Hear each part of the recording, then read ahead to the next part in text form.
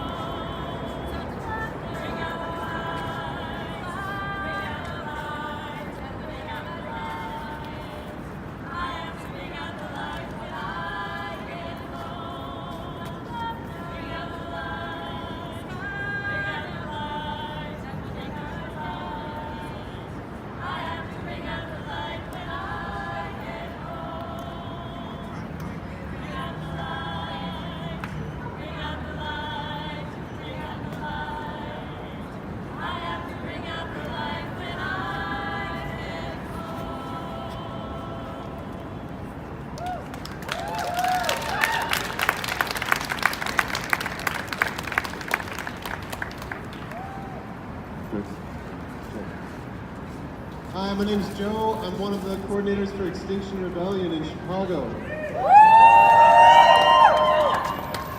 So, one of XR's main demands is that the government needs to end its inability to actually safeguard our futures.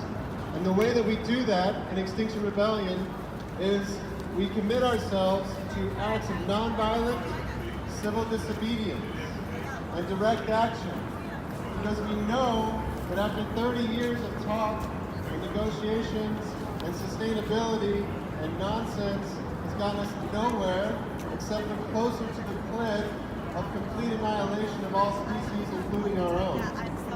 And so one of our tactics is to shut down the status quo. And the state government building today has shut down the building, so we're shutting it down right now.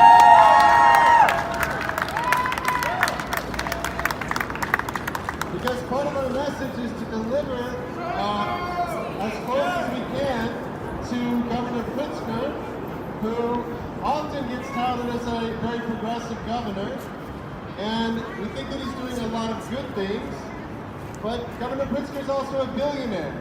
And as we know, billionaires have a lot of stake in fossil fuel and the oil economy.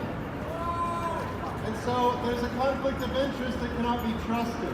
And so we need to send that message loud and clear, that if we're really going to make change, if we're really going to protect future generations, then billionaires need to be out of our system completely. The people need to rise up, and we need to hold governments accountable for our future.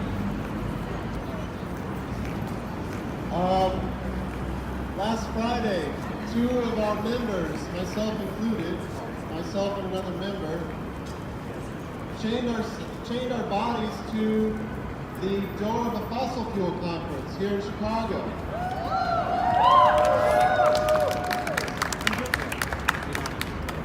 Our goal was to shut down the conference because as parents, as teachers, this was an educational conference essentially put on by the University of Chicago. As teachers and as human beings, we simply can't allow the status quo to continue any longer. And by chaining ourselves to the building, we were physically saying with our bodies that time is up. We can't wait any longer. The scientists have been clear, and we know what's at stake. And we have to make it stop. We have to put our bodies on the gears of the machine, and we have to make it stop.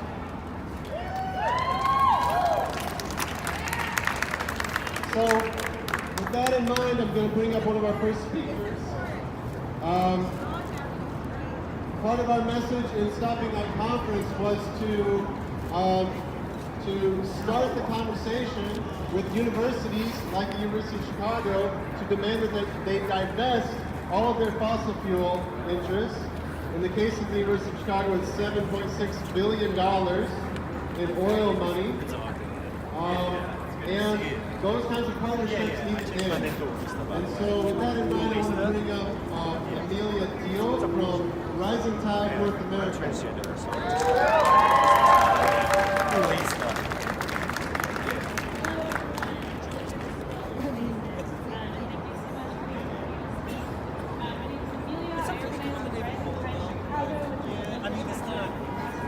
What's that?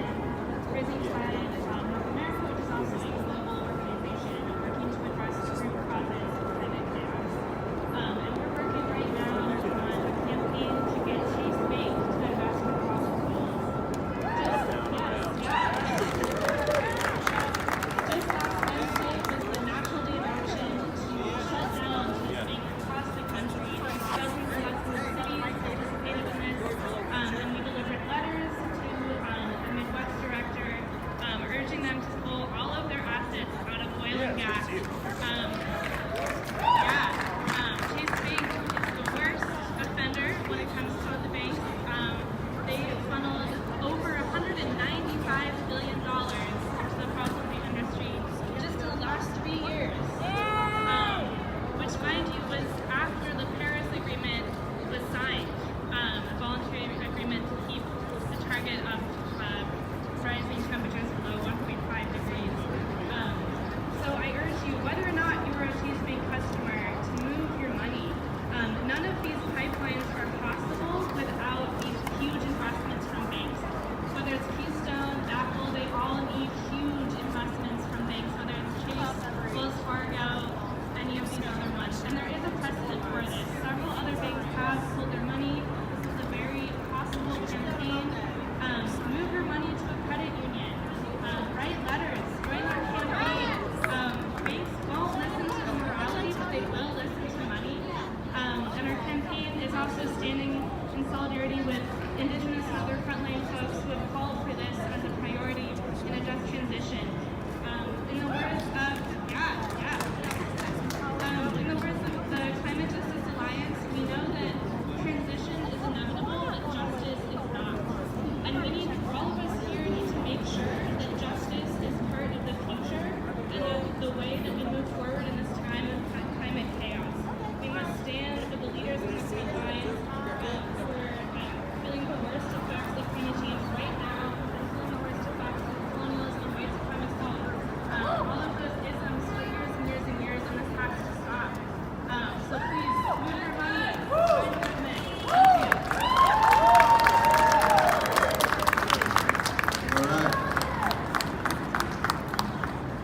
All right, we woke up our sleeping giants, and we're going to let the giants sort of get used to the light that's in its eyes now.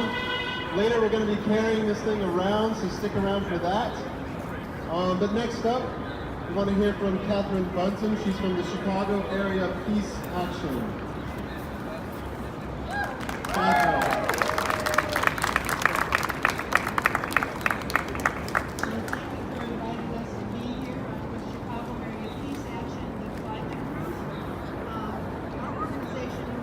Started out about 30-some years ago as a non-nuclear proliferation group, but we have gravitated to being an anti-military establishment group, and 3 years ago we realized that the threat to people's lives and health on this planet is also related to climate warming. So we have a group that meets monthly, and we thank you for letting us be here. I just want to make 2 quick points today. This little book, I think, is a great guidebook to get us through these hard times. It's called On Tyranny, 20 Lessons from the 20th Century by Timothy Snyder. The first thing I want to talk about is the importance of street work. I'm going to read you a quote. He says, protests can be organized through social media, but nothing is real that does not end on the streets. If tyrants feel no consequences for their actions in the three-dimensional world, nothing will change. So while CAPA is one group that believes in all of the above strategies, we do a lot of lobbying, we write letters to the editor, we go to street fairs, we table everywhere, we put on summits and programs, but we know that in the end we also have to do street work, and we're grateful for your work today. The second thing I want to mention, we believe that the Green New Deal scares the bejeepers out of Congress, Democrats as well as Republicans. Congress people are much more comfortable to nibble around the edges of this problem. And as an example of this, I do want to use the notes a little bit. They want to nibble around the edges of the climate warming problem in such a way that it will not touch our predatory form of capitalism and mass economic inequality. They are protectors of the status quo. And to illustrate this point, I just want to mention that if you Google Senator Durbin's climate bill, it's fairly new. He wrote a bill with Representative Roots from Florida, and it's supposed to address the climate problem kind of in lieu of the Green New Deal. And online it calls it a bill that is mitigation and resilience bill.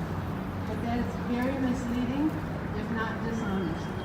It is a bill that focuses solely on resilience. So in other words, and we know some resilience is going to be necessary for sure, and it would provide grants to states and cities to do things like flood control, structural fortifications, forest fire prevention, desalinization plants, cooling centers, but it will not stop the bleeding. It's the kind of thing, it's sort of like a suck up the blood, but don't stop the point of bleeding. Mitigation is about stopping the bleeding. To mitigate this problem, we have to stop the carbon emissions. So, I would just say that, how many of you know that our government, with our tax dollars, subsidizes the fossil fuel industries to the tune of $9.5 billion with a B every year? Well, I really didn't understand that until quite recently. But Senator Markey, when he was asked about how do you afford this Green New Deal, he said, well, look, the fossil fuel subsidies need to be moved to subsidize the green infrastructure that every state needs.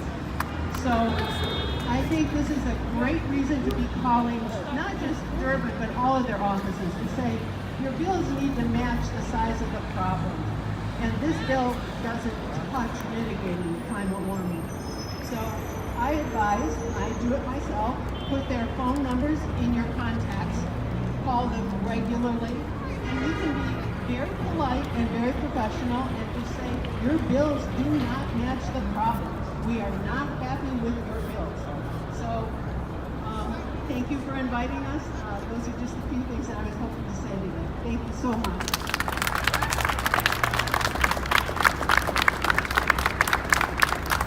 All right, and I should mention too, this is day one of Extinction Rebellion's International Day of Rebellion. International Week of Rebellion.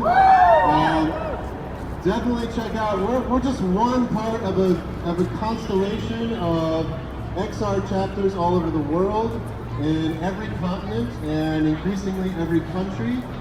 And there's chapters that are literally shutting down entire cities, including London. So no matter how small we are right now, and we're just starting out in Chicago, we're part of this giant network, and we're feeding on the energy and the momentum. So we're in solidarity with all of the chapters all over the world that are disrupting the status quo this week. I want to bring up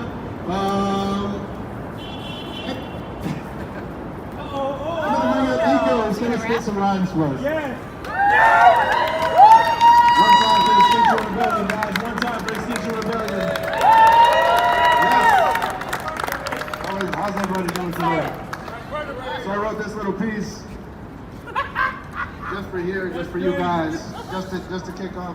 just to kick off this Extinction Rebellion tonight. So, they packing bikes up on their bike racks and slamming drinks for nightcaps, ignoring global warming and the melting pool of ice caps. Temperatures rising like the ocean levels. They're ravaging Earth's precious metals. Stop abusing fossil fuels and stand with us, Extinction Rebels. If they keep ignoring the permafrost, humanity is perma-lost. All I'm asking y'all to do is turn the burners off. Coal, oil, and gas is sending society backwards. Emissions sitting in traffic's the leading cause of disasters. So we gotta enter the dragon's mouth if we are gonna stop it. The time to act is now before the damage catastrophic. Thank you guys.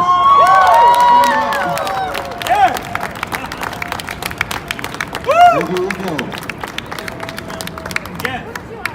All right, so we've been talking about keeping oil in the grounds. We know that fracking is the last gasp of a dying industry. We're going to bring up Dr. Laura Chamberlain to talk about fracking-free Illinois. Thanks, Chicago, for this. It's great. So there's a reason why fracking sounds like another word that starts with F and ends with ing. So fracking, Mother Earth, is very much like Mother Earth. We know that it contaminates water, it causes earthquakes. But did you also know that it releases a lot of methane? Methane comes up from the pipes, from the drill sites, from even right now, there's methane that is being released from all of the natural gas pipes in Chicago. Have you guys seen those maps of Boston where they mapped all the methane coming up from the streets, from the pipes in the streets? It's really, really, really bad.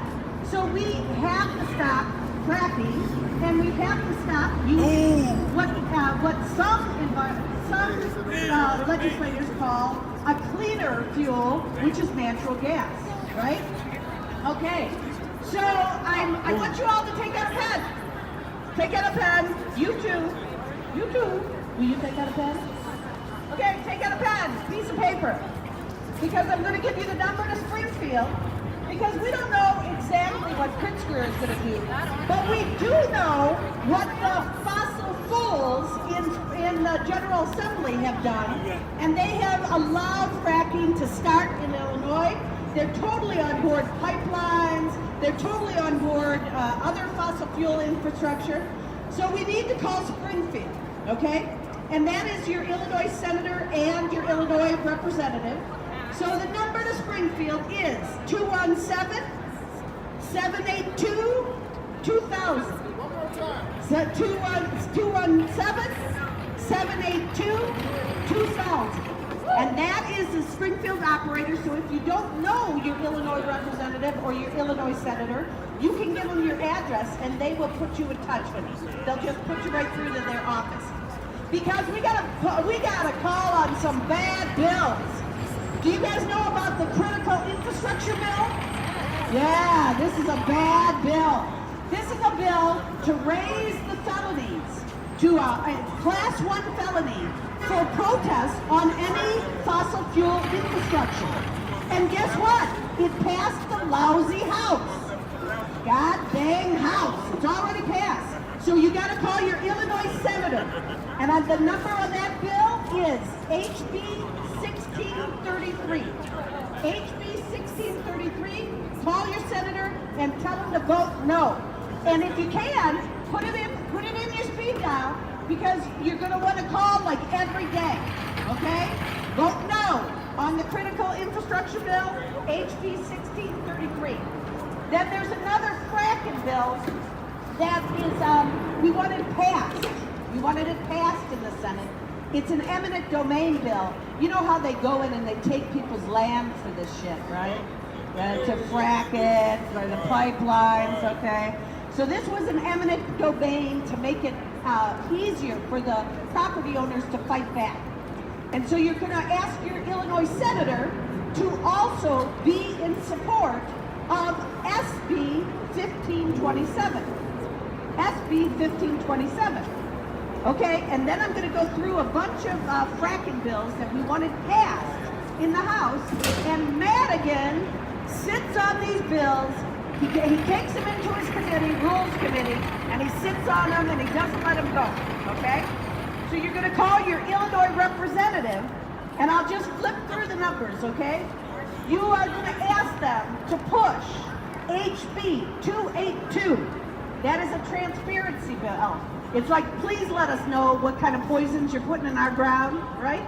A transparency bill. HB 282. Then there's a property rights bill. And my name for this bill is, let me goddamn know when you're fracking under my ground, right? So it's a property rights bill. It's HB 1562. We want that to pass. HB 1562.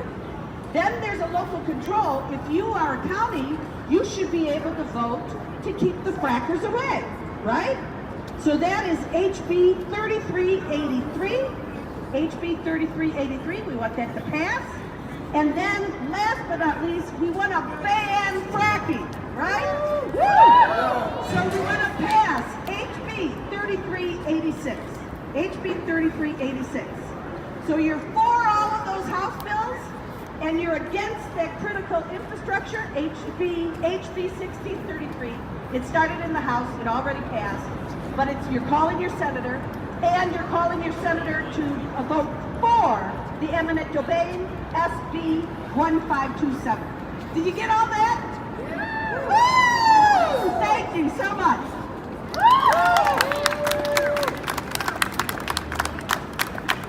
All right, we've thrown out a lot of numbers, so since we're doing that, one more number for you. Catherine, who spoke earlier from Kappa, wanted to make sure she corrects one thing. She mentioned that the government subsidizes the fossil fuel industry to the tune of $9.5 billion. It's actually $20.5 billion. So it's hard to think about billions, but let's make sure we get that right. 20.5 billion annually subsidized by the government to the fossil fuel company. That's tax money that could be paying for infrastructure, that could be paying for public schools, that could be paying for a lot of things. So let's make sure we get that straight. Thank you, Catherine. All right, pretty soon we're going to be carrying this thing around. Definitely stick around. We're going to deliver this message to other sites in the downtown area. And but before we do that, we wanted to hear from one of the most phenomenal youth movements that's happening right now, that's pushing for legislation, but also mobilizing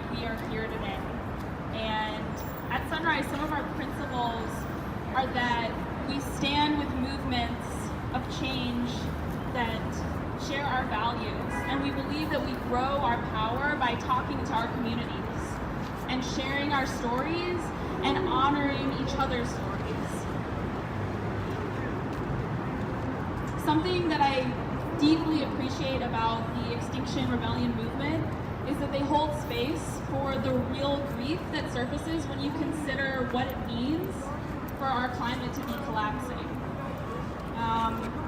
When we examine these moments that radicalize us, that move us from passive to active, that wake us up. These can be moments of overwhelming grief. So talking to the folks that I share this work with, I've heard stories of big sisters fighting for little sisters. I've heard stories of couples who can't justify bringing children into the world. I've heard stories of survivors from the Paradise Fire who are frustrated with themselves because they didn't grab enough from their homes before they went up in flames. On a call I was with on a fellow sunriser, she was describing walking through the snow in Wyoming, and her mother pointed down to a trail of blood, and she said, "That's an elk dying. The herds here are bleeding to death because there's been an abnormal surge in tick population because of our warming winters."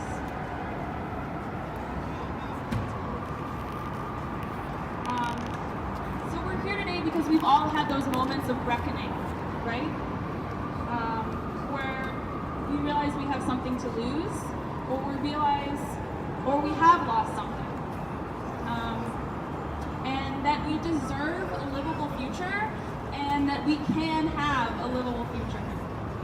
Just this past year, young people from across our nation and around the world are responsible for shifting the public discourse on climate change. Totally. Directly because of the youth-led climate strike, where children from around the world left their classrooms and took to the streets. We're starting to talk about this crisis as a crisis.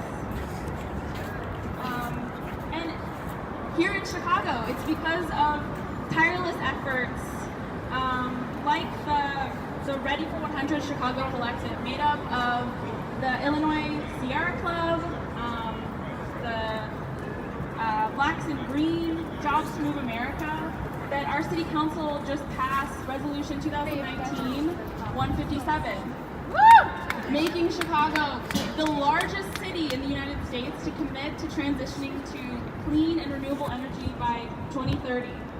Alright, so a resolution is a commitment.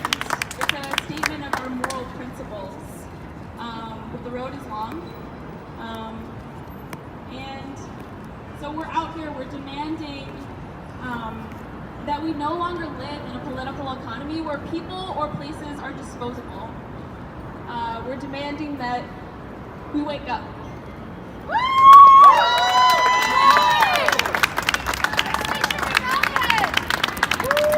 All right, thank you, Sally.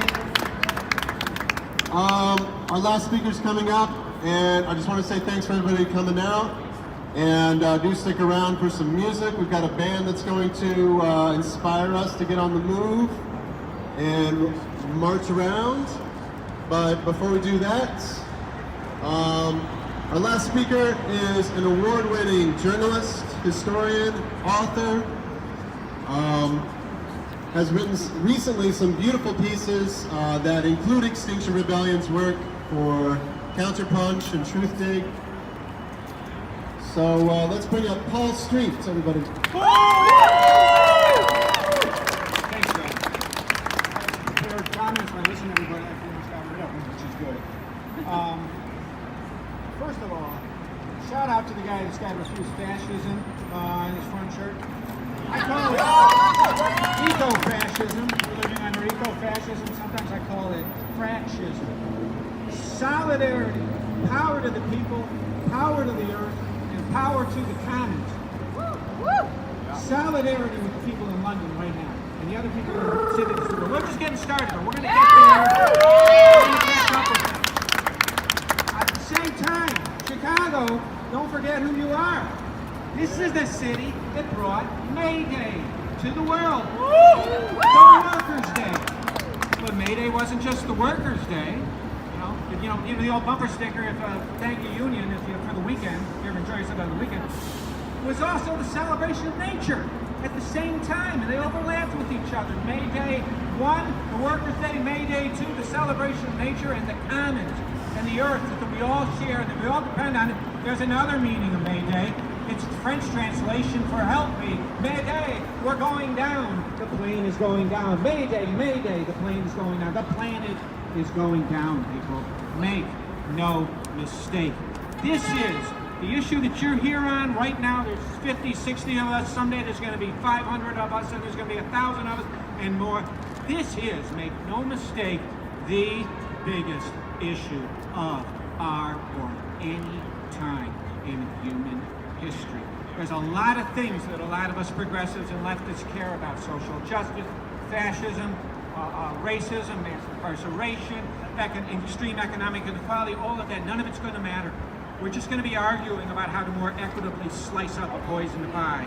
We're just going to be trying to turn an overheated, poisoned planet upside down. So this is the biggest issue of our or any time. Do not fall. This is my next point I wanted to make. I wrote down in the back of my sheet of paper. Don't fall for this bullshit argument that because you want to save the planet and would like the humanity to be able to have a decent, organized existence into the 21st and 22nd century, that you're going to crash the economy, and that you're going to destroy jobs, and that you're a job hater, and that you're an economy. There was a guy somewhere around right there. There is no economy on a dead planet. It is hilarious to hear these right-wing assholes produce in mainstream academic journals right-wing attacks that are called cost-benefit analyses of the Green New Deal. Would we be willing to absorb some big societal costs for the benefit of being allowed to continue to exist into the 21st century? How's that for an economic benefit? Can they put that on a chalkboard at the University of Chicago Economics Department? Can we include that as a benefit? The other thing about it is, and I'll be glad, anyone asks me, I'll put you in touch with some of the data on this, green jobs are much better paying jobs. Environmentally sustainable jobs are better. Environmentalists, you need to connect with the working class majority. They do have real concerns about transition and about losing jobs. Tell them there's no better place to work than an alternative energy and all of that. I guess I had a final point here, and I'll get to it. And it is something I wrote down. I apologize. I do want to read something I wrote here. This was George Monbiot, in The Guardian today. And George Monbiot is a brilliant environmental writer there. Of course, he's at ground zero of Extinction Rebellion in London right now. As Monbiot wrote today, the political class is chaotic, unwilling, strategically incapable of addressing our existential predicament. Politicians and other elites will not save us. It is fatal to believe that they can. I personally don't write letters to state representatives and congressmen. I understand why people do. My thing is out here in the street. Equally dangerous and naive is the belief that voting is the only political action required to change this system. Unless it is accompanied, voting, that is, and if I was in the Bronx, God knows I would have voted for AOC, unless it is accompanied by the concentrated power of mass protest and direct action, voting remains a blunt and feeble instrument. Those who govern the nation, shape public discourse, writes Monbiot, cannot be trusted with the preservation of life on Earth. There is no benign authority preserving us from harm. No one is coming to save us. None of us can justifiably avoid the call to come together to save ourselves. On this issue, the biggest issue, I repeat, of our or any time, as with every other issue of consequence in American, Western, and global history, it is not about the nature of the faces in high places. It's not about who's sitting and cutting deals in the streets. It's about who's sitting in and fighting in the streets. Thank you so much.